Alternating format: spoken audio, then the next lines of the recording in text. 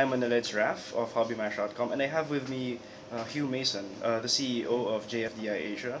And just to, I've been giving a lot of updates recently, and you guys have been sending entries on our contest. And just to veer away from that for a second, and just look at the bigger picture and to see what JFDI really is about. I have here Hugh. Hugh, can you tell us about JFDI?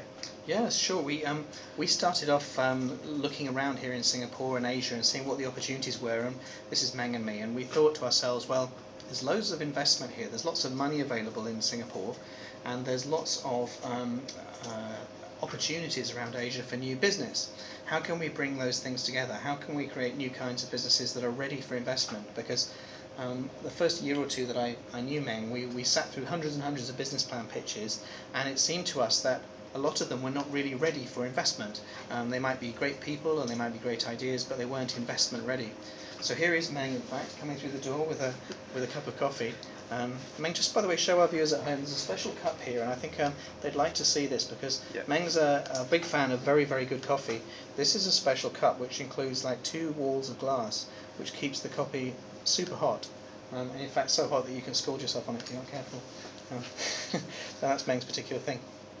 Anyway, going back to what JFDI is all about, we wanted to create applications and services that were were made in Asia and were right for Asia. We wanted to create stuff that wasn't trying to compete with Silicon Valley, but which came from all the talent that we knew existed around Asia, and which we could bring together here in one place, have people spark off each other.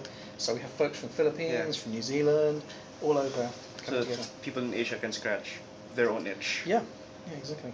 Oh, that's very good. How does Singtel fit into this picture? Well, there's a couple of things about Asia, and this is where the next billion people are coming online, for the first time, many of them, and they're coming online using mobile devices, like the iPad we're filming this interview on. They're not coming online using the kind of thing I first used, was like a desktop computer or a laptop computer. So if they're coming online on mobile, then a telco like Singtel is really important. And Singtel now has, I think, 424 million subscribers, they told us. When we first started working with them, it was only 416, and it's gone up by another 8 million since we last spoke to them. So they're important because they've got millions of customers, and they're important because they're present in many countries. So they help fund what we do as a sponsor, and they also help to create market opportunities. One of the mentors said earlier that Singtel Innovate, the arm of Singtel that's actually doing this, told me that they noticed how certain companies would only be known for one product or one service. For example, the telco industry, they'd be very good at laying down telephone wires and having a telephone service without really innovating it. Is that the main reason that Singtel is doing this? That they want to innovate the whole, get out of that box? And well, I think it's Singtel, I guess, could speak for themselves, but in general with telecommunication companies, they had a rather special situation for maybe the first 100 years of their lives. If you wanted a telephone here in Singapore, you either bought one from Singtel or you didn't have a phone, right? They were monopolies, and there was a very good reason for that, because they needed reliable technology, and if you picked up the phone to call the police or ambulance, you knew it must be there, everything. Now there are many ways to make a phone call, not necessarily involving wires in the ground. You could make a call on Skype using the internet. And so the special place that telecommunications companies had to make money, a kind of monopoly position selling minutes of time, that's no longer the case. And so if the telecoms companies in general don't innovate, they will just become utilities. They'll be a bit like water suppliers or electricity suppliers, important companies, but companies that aren't really worth that much money, and ones that they're not worth much money because they don't have a great growth path to the future.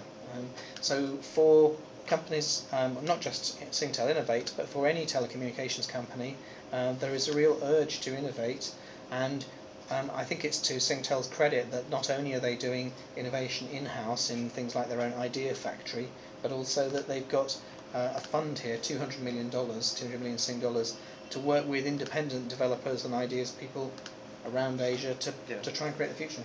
That's us. So we're actually here in the JFDI office, the Singtel Innovate office, and would you care to introduce your... Sure, is that okay? Yeah, why not? If you want to do some... So sitting here in the office, this is the JFDI team, and Janice looks after all of our money, and over here is Meng, our business partner, and also Erin, who gets very cold in the air conditioning, so she wears an angry bird on her head. And this is Charlie, who works with us to build our relationships with the investors who will be coming to invest in companies at our demo day at the end of the 100-day period. So Meg and I co-founded the business, and everybody else is essential to making it work today. So that's us. Okay, Hugh, thank you very much for that. It's very nice that you were able to share that insight with our viewers, HobbyMash's viewers, but also the other teams. We really appreciate what you're doing here in Asia. It's really a step towards progress and innovation. Thank you. Well, thank you to everyone in Manila. I mean, we had, and everyone in the Philippines, we had a fantastic time running our startup weekend in Manila just before we came here to this big boot camp. And there's so much talent in your country. There's so much enthusiasm. There is so much passion.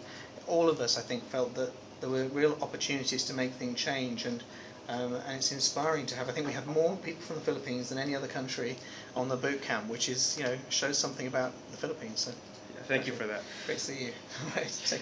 Anyway, Manila, like I said, the contest is still open, so please answer the question, what's your hobby? Remember, we're giving away a shirt, we're giving away some a puzzle game thing, and some stickers from JFDI, the ones that you left at home. Stickers like that. Yeah. Just for you, don't worry, I didn't get that much. So that's it.